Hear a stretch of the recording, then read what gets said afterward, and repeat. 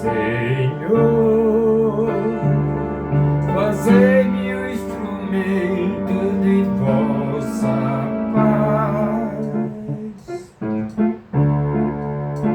Onde houver ódio, que eu leve o amor. Onde houver ofensa, que eu leve o perdão. Onde houver discórdia, que eu leve a união. Onde houver dúvidas, que eu leve a fé. Onde houver erro, que eu leve a verdade. Onde houver desespero, que eu leve a esperança. Onde houver tristeza, que eu leve a alegria. Onde houver trevas, que eu leve a luz. Ó Mestre, fazei que eu procure mais consolar que ser consolado, compreender que ser compreendido, amar que ser amado, pois é dando que se recebe, é perdoando que se é perdoado, e é morrendo que se vive para a vida eterna.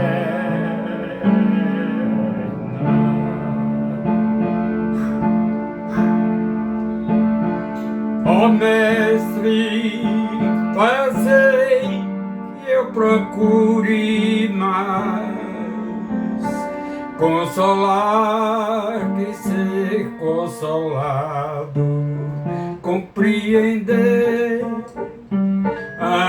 amar que ser amado, pois é dando que se recebe, é perdoando que se é perdoado, e é morrendo que se vive para a vida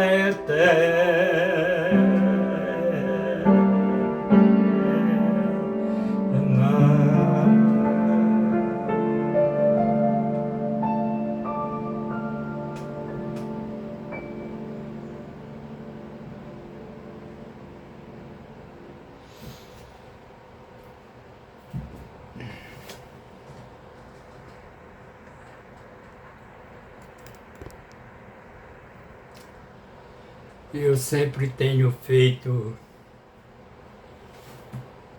minhas lives, meus vídeos de improviso, muito embora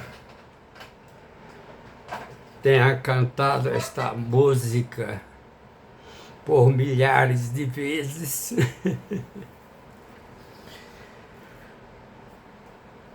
Mas o tempo passa, a gente vai passando e vai esquecendo as coisas.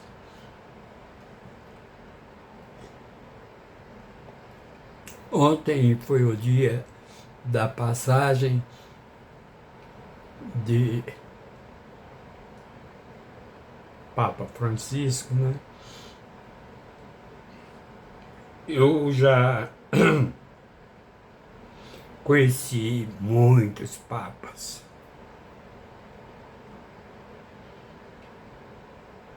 Eu me lembro, né, de João 23, quer dizer, não foi do meu tempo, eu sou de 53, mas me lembro que mudou toda a liturgia da igreja. Foi um avanço que João 23 fez, apesar de já ser um homem de idade. João 23 fez uma revolução em que eu ainda alcancei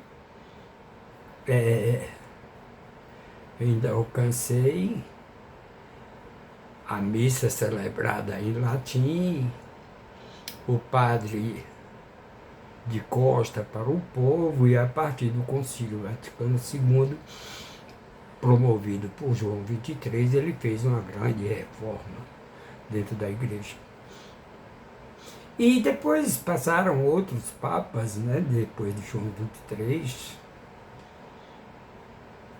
o que eu me lembro aqui é João Paulo I, João Paulo II, Bento XVI e agora Francisco, como ele gostava de ser chamado. E, por incrível que pareça, eu sou um devoto fiel de São Francisco de Assis. Eu estudei nos Capuchinhos e São Francisco de Assis é a minha referência de vida. É minha referência de vida porque é uma vida admirável. Eu acho que é quem mais, de todos os santos, quem mais se aproximou de Jesus foi Francisco de Assis. E quem mais se aproximou de Francisco de Assis foi o Papa Francisco. Por sinal, esse crucifixo foi bento por Papa Francisco. Foi me dado por Frei Bruno Rossi. Foi meu primeiro diretor e me presenteou com esse crucifixo, onde ele esteve lá com o Papa Francisco, e Papa Francisco abençoou alguns crucifixos para ele, textos, etc. E ele me presenteou. Eu tenho esta lembrança porque foi bento por Francisco, Papa Francisco. Entretanto, o que eu queria, além de tudo que está propagando na mídia, tem uma passagem de Francisco, na época Bergoglio, e que talvez muita gente não saiba e não conheça, mas eu vi em sua biografia, um documentário, uma coisa que muito me impressionou. Não sei se ele era apenas sacerdote, se ele já era arcebispo ou se ele já era cardeal. A mim parece que ele já era cardeal. Porém, ainda era lá na Argentina, onde ele era arcebispo, e o cardeal também ainda era. Ele só deixou a Argentina depois que ele foi eleito papa. E estava ele numa procissão, ele comandando uma procissão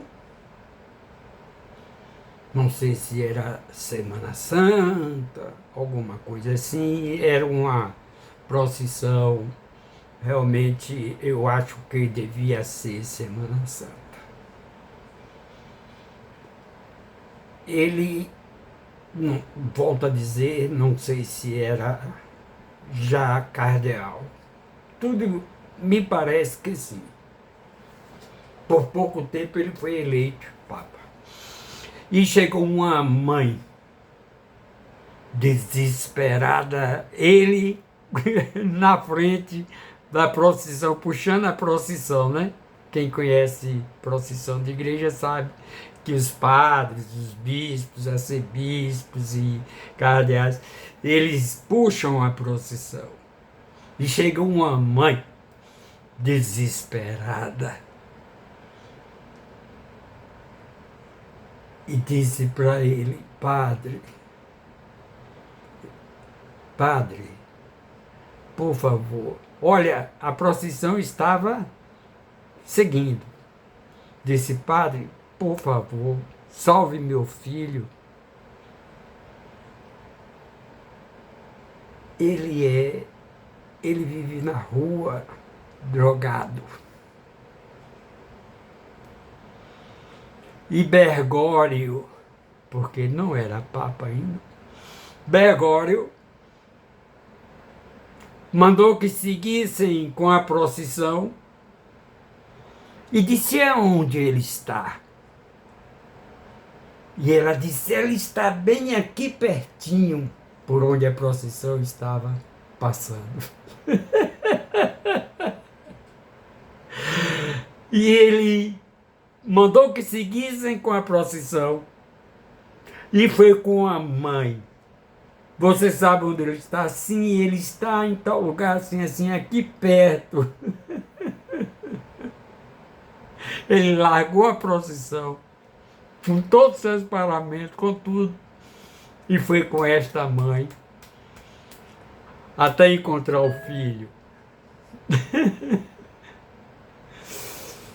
E encontrou o filho dela.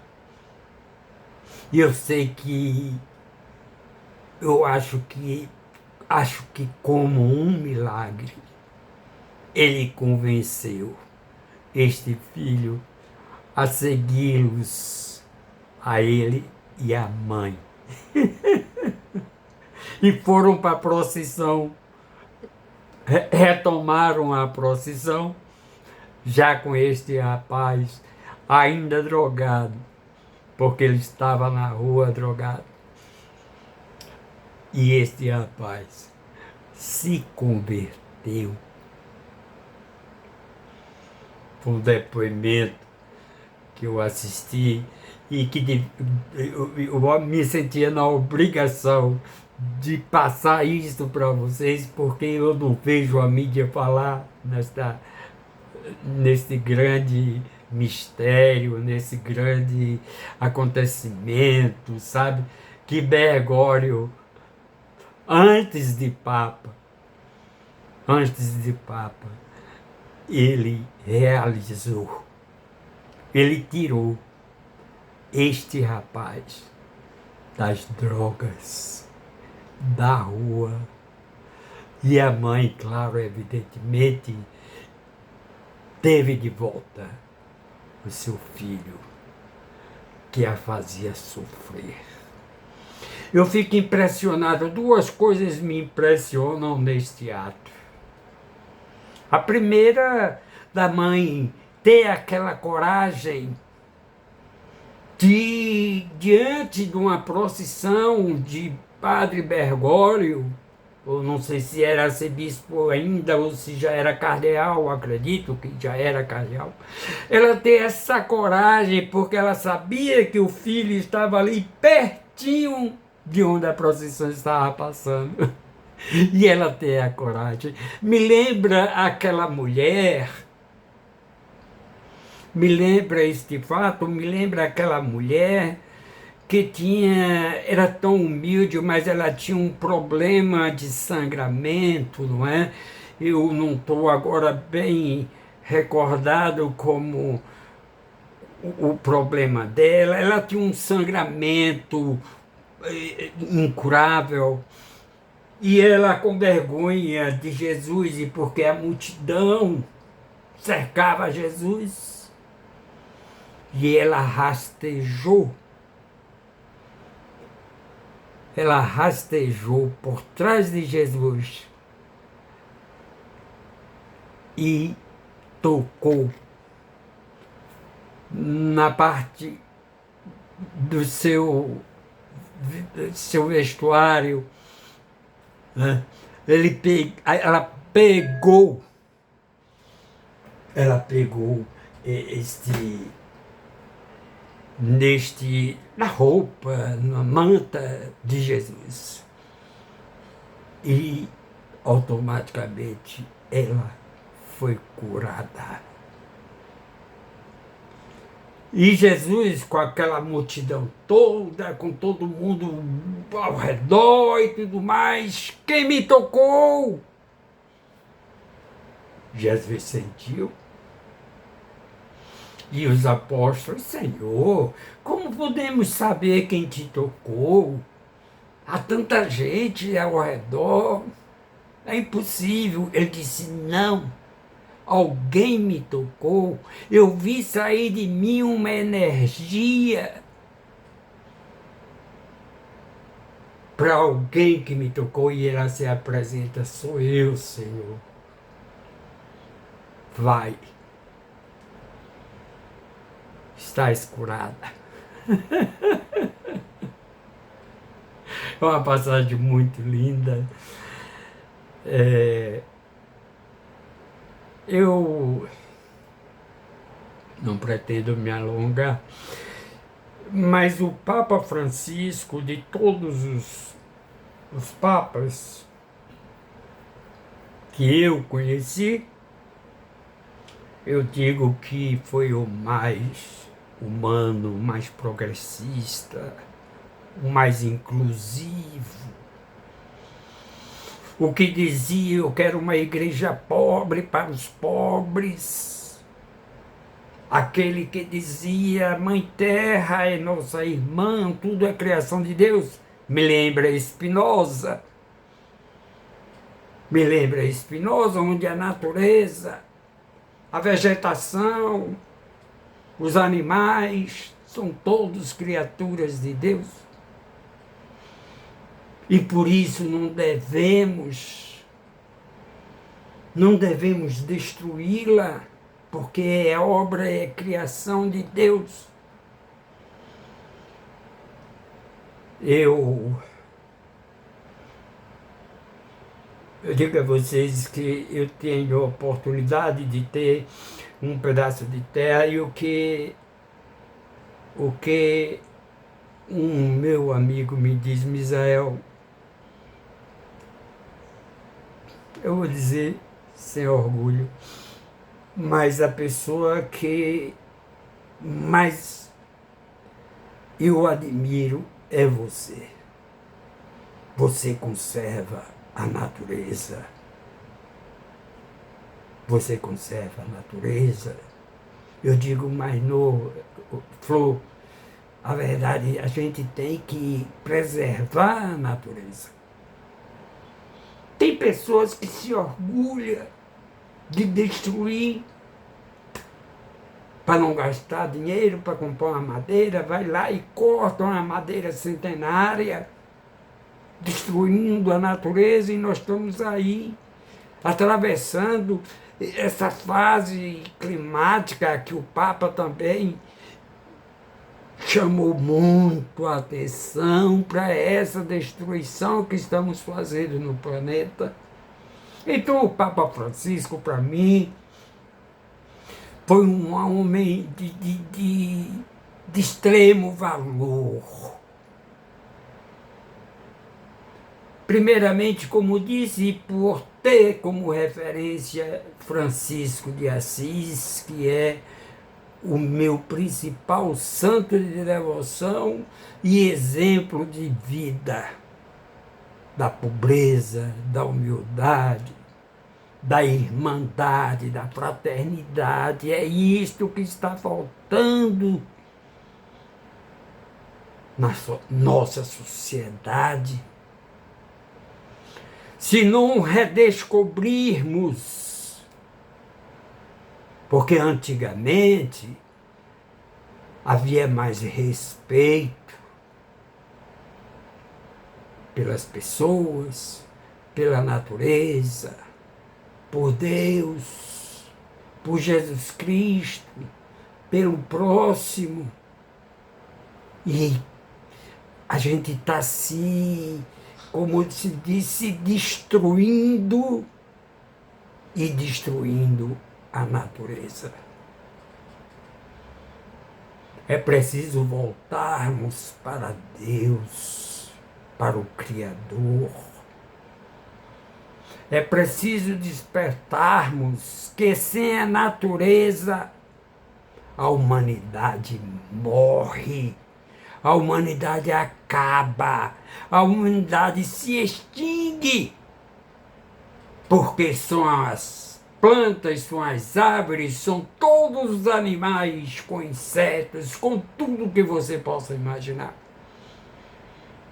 que faz com que a vida continue. Ou então, seremos exterminados, toda a humanidade. Seremos exterminados, sem pena nem piedade.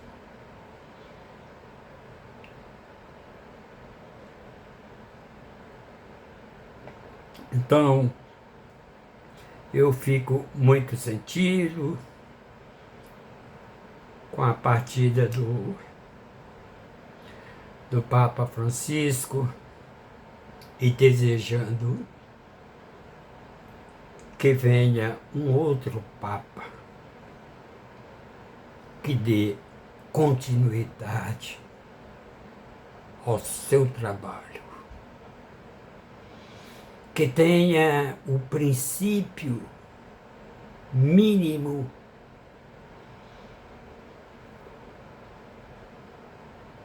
da razão social, da igualdade social, da preservação do nosso ecossistema, da inclusão dos mais pobres, da inclusão daqueles que são minorias, aqueles que são, às vezes, rejeitados até pela própria igreja conservadora. Eu tenho um colega de sala de aula, fizemos teologia juntos.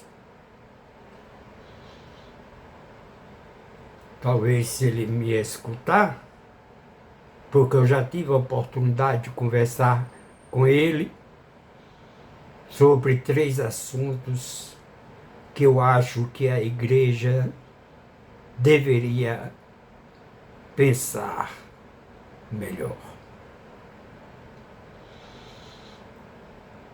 A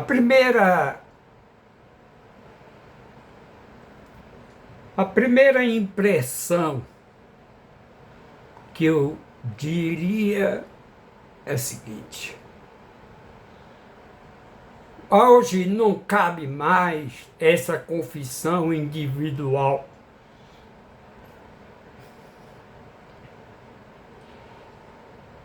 Porque antigamente os padres, eu fico imaginando as pessoas mais velhas, porque eu era criança, meus pecados eram pequenininhos,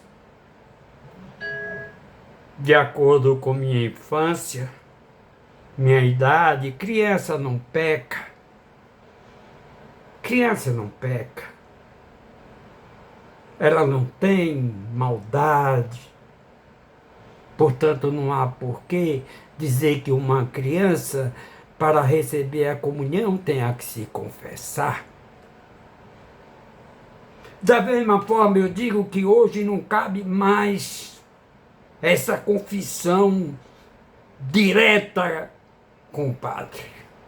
Que me desculpem os padres, bispos, arcebispos, cardeais. O Cláudio, toma esse celular que está me atrapalhando, não chegando mensagem direta. Tome aí, por favor.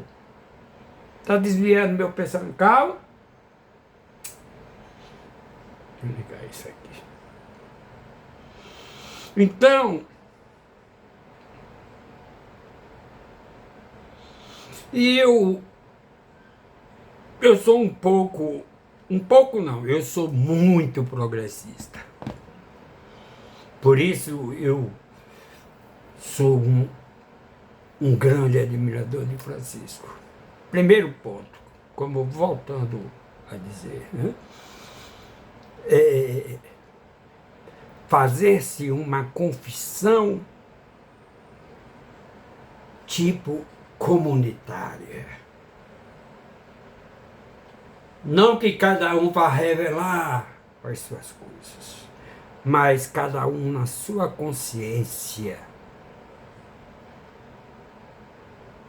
contar os seus pecados diretamente para Deus. O que está lhe incomodando no coração e dizer: Senhor, pequei, mas prometo não mais repetir este erro. Isso conduzido pelo padre, conduzido tudo pelo padre. Não existe casamento comunitário. Podia haver uma confissão comunitária onde cada um por si só pensasse.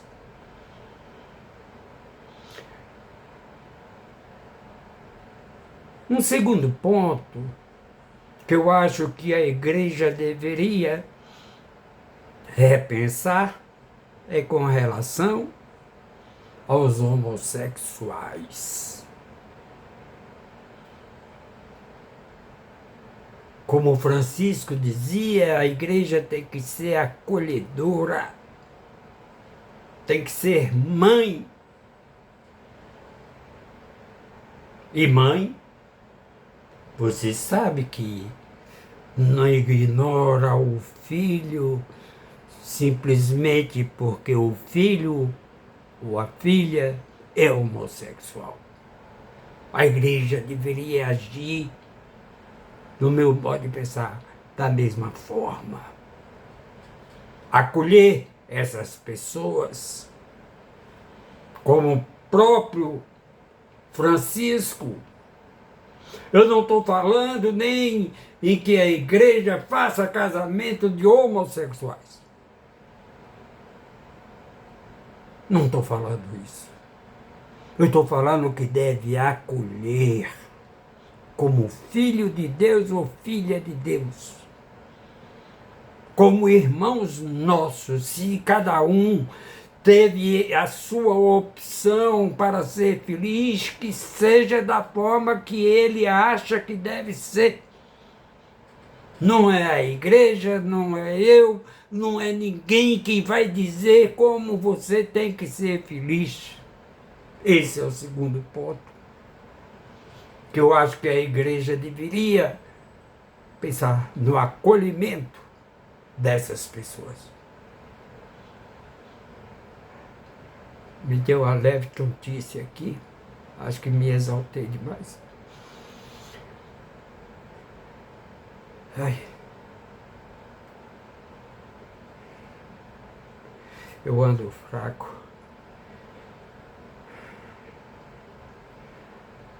Ai. Parei de escrever, eu vou dar uma paradinha aqui. Desculpe, eu me senti mal, tonto, vomitei. mas eu quero partir. Pensei que eu ia partir junto com o Francisco.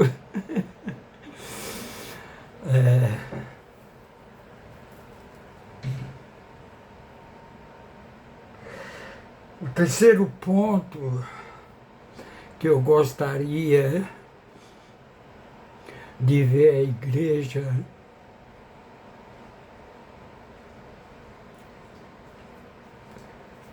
eu não digo repensar, mas pensar nos divorciados. Aliás, Papa Francisco foi enfático, mas claro que ele teve resistência por parte dos conservadores.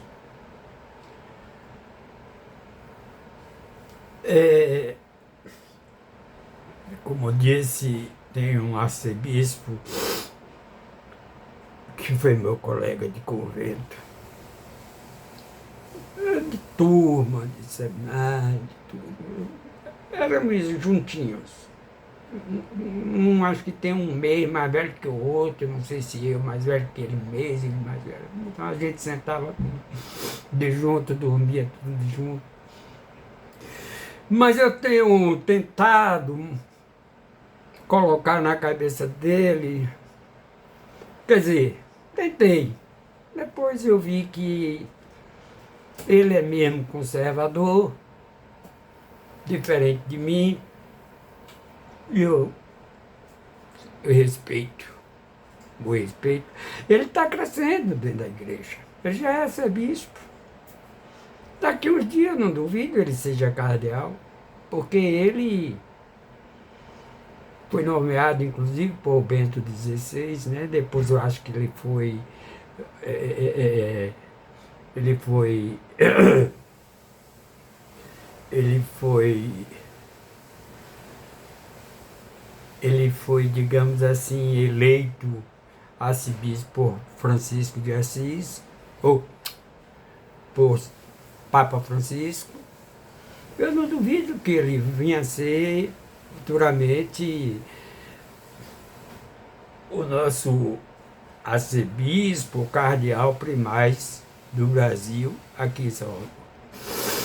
Mas o terceiro ponto, volto a repetir, para mim tem que se levar em consideração hoje o divorciado. Por exemplo, eu sou divorciado. Minha mulher, por sua vez, muito católica. Muito católica. Não sei pelo fato de eu ter vivido desde os meus 7, 8 anos, andando de cavalo com o padre, celebrando missa, ajudando missa. Depois entrei no convento, passei 10 anos, saí aos 20, nem aos 20, um pouco 19, não, quase 20, porque saí no meio do ano. Teve colega meu que quis sair comigo porque me gostava muito de mim. E eu fui para a casa dos pais dele, eu digo, não, e hoje é padre. Já foi convidado para ser bispo e tudo, ele renunciou, não aceitou o convite. Agora, por que eu falo dos divorciados? Porque hoje, antigamente, não tinha lei do divórcio. E eu digo melhor, ou digo mais, como não tinha lei do divórcio, todo homem, os mais velhos que eu conheci na minha terra, tinham a mulher em casa e uma amante na rua. Certo? Não podia se divorciar, e que era feio para a época. Eu estou falando há 70 anos atrás, 60, era feio o homem larga a mulher larga o homem. Mas eles tinham amantes na rua e frequentavam a igreja e comungavam, se confessavam. Agora hoje o homem tem, conforme a nossa Carta Magna, a nossa Constituição, tanto o homem quanto a mulher, tem o direito de se divorciar e formar uma nova família. Então, aonde eu quero chegar?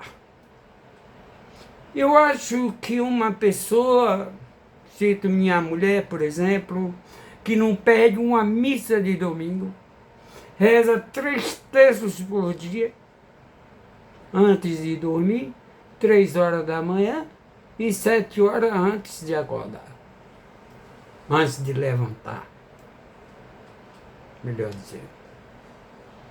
E ela vai para a missa todo domingo. Eu até a acompanhava. Mas eu chego lá, eu vejo que minha mulher, pelo fato de não sermos casados na igreja, não porque eu não quisesse, mas ela me impôs algumas condições que eu não consegui. Por exemplo, deixar de beber, eu não consigo. Entende? Mas ela faz tudo religiosamente melhor do que muitos padres. Ou talvez até melhor do que muitos bispos, arcebispos, etc, etc, etc. Mas não pode comungar, quer dizer, vai assistir a missa, está lá rememorando, como Jesus disse, fazer isto em memória de mim, ela está lá presente, mas não pode comungar. Eu acho uma incoerência, porque eu acho que toda pessoa, olhe o exemplo de Judas. Na quinta-feira, quando Jesus instituiu a Eucaristia, Jesus, muito embora sabendo que Judas o trairia, ele participou do banquete, comeu do pão, que é a carne de Jesus, analogicamente, carne de Jesus, e tomou o vinho, simbolicamente, o sangue de Jesus.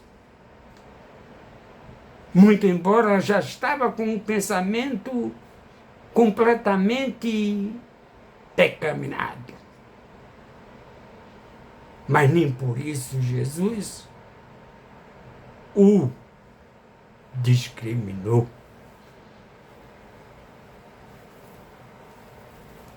Eu acho que este foi um dos temas do Papa Francisco, mas certamente muitas. Papa Francisco podia ter feito muito mais coisas. Pela vontade dele, sim. Mas aqui o conservadorismo, olha, ele nomeou 100 e tantos cardeais. Mas ele queria pessoas progressistas que vivessem de fato o Evangelho de Jesus. Eu acho que ele retomou a origem do cristianismo ao pé da letra. Entende? Ele retomou o cristianismo ao pé da letra.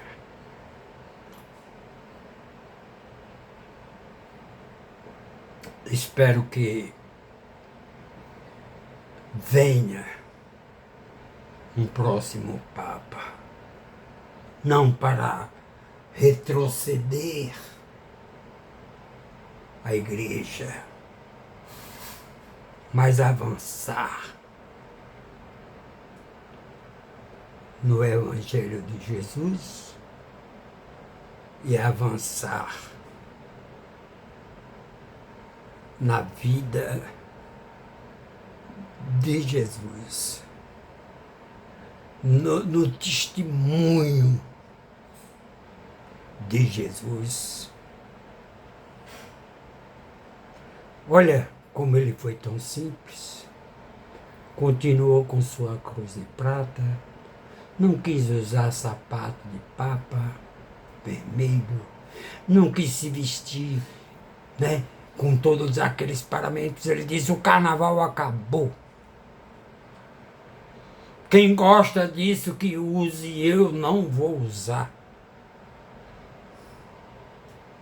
E curioso que acho que foi o arcebispo Tempere, eu não me lembro. Eu acho que o arcebispo de São Paulo, que eles estavam juntos, e ele foi pedir a bênção a esse cardeal.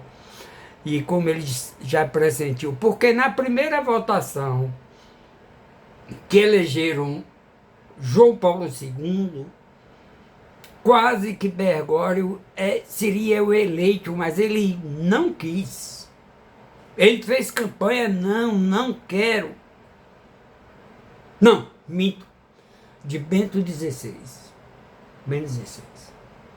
Ele estava mais do que cotado para ser Papa, e ele fez campanha para não aceitar, que não queria o peso de carregar aquele peso. A igreja estava perdendo muitos católicos porque desse tradicionalismo, porque vamos admitir que Bento XVI era um conservador e a igreja estava em frangalho. Muita coisa que Francisco teve que enfrentar, foi muita coisa. O Banco de Roma, pedófilos, padres pedófilos, Estados Unidos, Argentina e etc. E ele enfrentou tudo isso com firmeza. Então, coloquei 3 pontos. Ah, eu tenho um 4º ponto, quase que eu me esqueço. Por que padre casado não pode celebrar missa? Quando a gente tem tanta carência de padres. O que impede um padre que é casado, que tem família,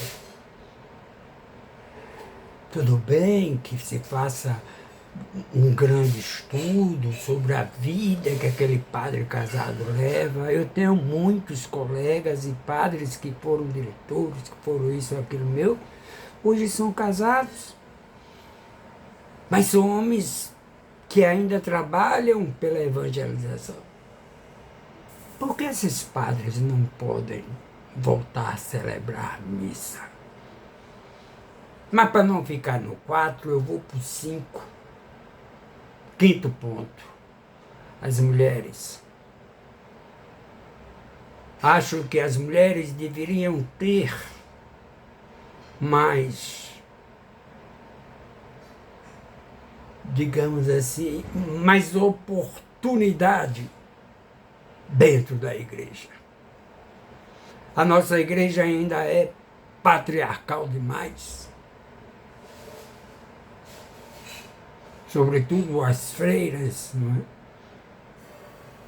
Comunidades tão carentes por aí. Por que elas não podem ministrar? Quando Jesus valorizou tanto as mulheres, pelo menos aqui de repente, eu me lembro de 4 pessoas importantes no Evangelho. Maria, sua mãe, Madalena, a quem Jesus primeiro apareceu, a mulher de Jericó, Marta e outras mulheres, Madalena, eu falei? Madalena? Madalena, eu falei. Que foram pessoas, as primeiras pessoas de mais coragem, foram as mulheres Maria, mãe de Jesus, e Madalena. Porque os apóstolos todos se acovardaram, mas elas foram destemidas e lutaram e levaram o cristianismo até que chega Paulo. E Paulo, por fim, depois da sua conversão, leva o cristianismo a toda parte do mundo. Tchau. Fica aí a minha esperança de que essa igreja, a nossa igreja católica,